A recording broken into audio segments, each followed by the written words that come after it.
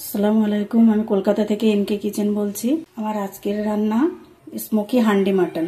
এটা করতে আমি এখানে নিয়েছি 1 কেজি মাটন, এখানে নিয়েছি গোটা গরম মশলা, একটা গোটা রসুন, 100 গ্রাম পেঁয়াজ মোটা মোটা কাটা, এখানে পাতলা করে কেটে রেখেছি 100 গ্রাম পেঁয়াজ, 1 চা চামচ জিরের গুঁড়ো, 1 চা চামচ ধনের গুঁড়ো, এখানে আছে 2 টেবিল চামচ আদা রসুনের পেস্ট, 1 টেবিল চামচ লঙ্কা, 50 গ্রাম টক দই জল ঝরানো, 1 চা চামচ গরম মশলার গুঁড়ো, 1 টেবিল চামচ চিনি, লাগবে রঙের জন্য পরিমাণ মতো হলুদ, আর লাগবে পরিমাণ মতো লবণ।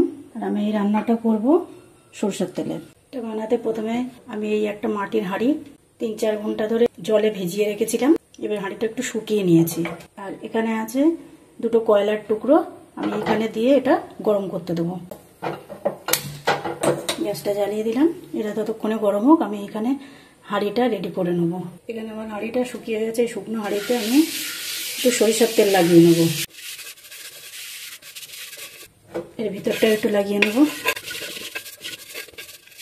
এবার আমি এখানে একটু গমের আটা একটু জল দিয়ে একটু পাতলা করে গুলে রেখেছি, সেই গোলাটা থেকে এবার এর উপরে একটু লাগিয়ে দেবো। এভাবে লাগিয়ে নিলে আমার হাঁড়িটা ফাটবে না। এভাবে উল্টে রেখে দেবো। এখন এবার এদিকে এই মাটনটার মধ্যে আমি সব মশলা একে একে দিয়ে দেবো।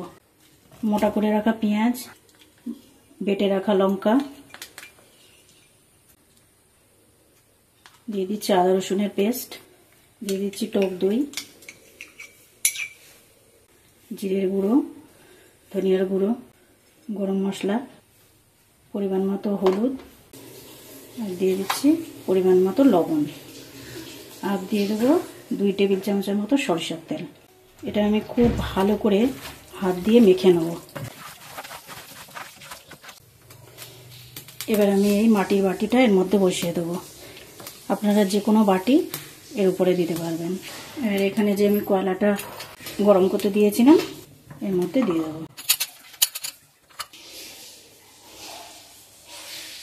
একটু তেল দিয়ে দিলাম, ঢাকাটা চাপা দিয়ে রাখবো। এবার এই ঢেকে দেওয়া অবস্থায় আমি 2-3 ঘন্টা রেখে দেবো। দেখুন আমি এই গ্যাসের ওপর হাঁড়িটা বসিয়ে দিয়ে গ্যাসটা জ্বালিয়ে দিয়েছি। হাঁড়িটা আমার গরম হয়ে গেছে। এবার এর মধ্যে দিয়ে দেবো 100 গ্রাম সরষের তেল। এখানে আমার তেলটা গরম হয়ে গেছে।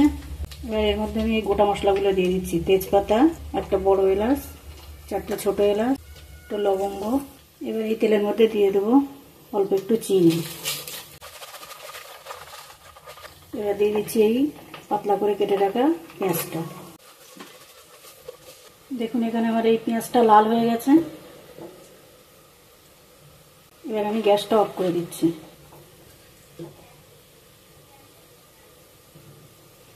দেখুন ব্রাউন কালার হয়ে গেছে একেবারে। এবার আমি সেই ম্যারিনেট করা মাংসটা এটার মধ্যে দিয়ে দিচ্ছি।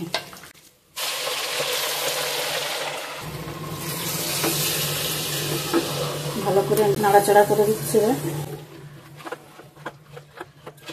এবার আমি ছোট বাটির 1 বাটির মধ্যে জল দিয়ে দেবো। দিয়ে দিচ্ছি আরও একটু জল।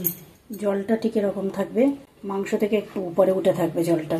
এবার আমি এখানে একটু আটা মেখে রেখেছিলাম, এই দেখুন আমি হাঁড়ির পাশ দিয়ে আটা মাখাটা এভাবে লাগিয়ে নিচ্ছি।